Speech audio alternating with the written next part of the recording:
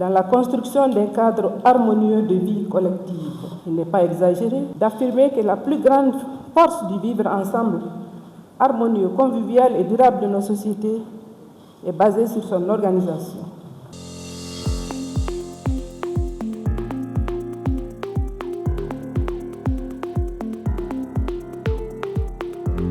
C'est pour moi un réel honneur de prendre la parole à l'occasion de la cérémonie d'ouverture de ce forum national consacré aux origines endogènes des droits des femmes au Mali, placé sous le thème « Les sources endogènes des droits des femmes au Mali » de Kourkan-Fouka au manuscrit de Tombouctou.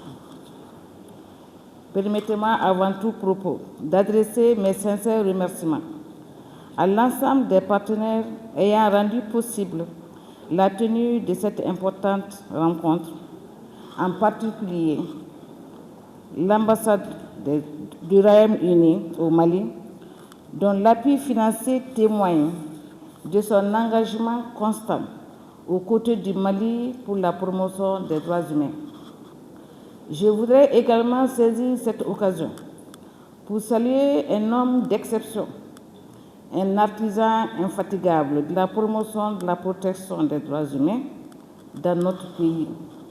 J'ai nommé Maître Agui Boiré, ici présent. Ancien président de la Commission nationale des droits de l'homme, chers confrères maintenant. Son engagement, sa vision et son leadership éclairé ont fortement contribué à renforcer la crédibilité et l'ancrage institutionnel de la CNDH. Que son œuvre continue d'inspirer nos actions quotidiennes.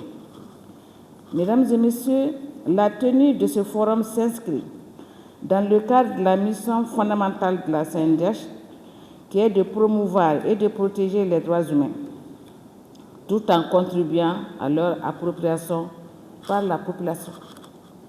En effet, ce forum fait suite à une série de sessions de sensibilisation organisées dans plusieurs localités de notre pays, notamment à Kangaba, Ségou, Kouloukoro, Sibi, Fana et Gao.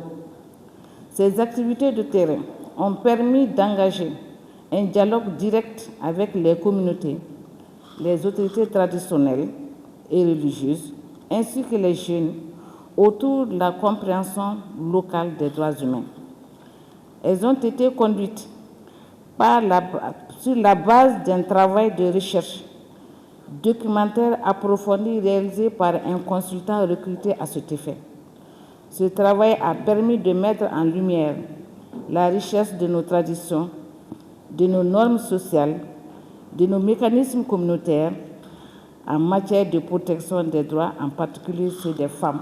C'est un honneur pour moi de prendre la parole aujourd'hui à l'ouverture de ce forum national consacré aux sources endogènes des droits des femmes au Mali. Je souhaite d'abord saluer la Commission nationale des droits de l'homme pour son engagement constant en faveur des droits humains.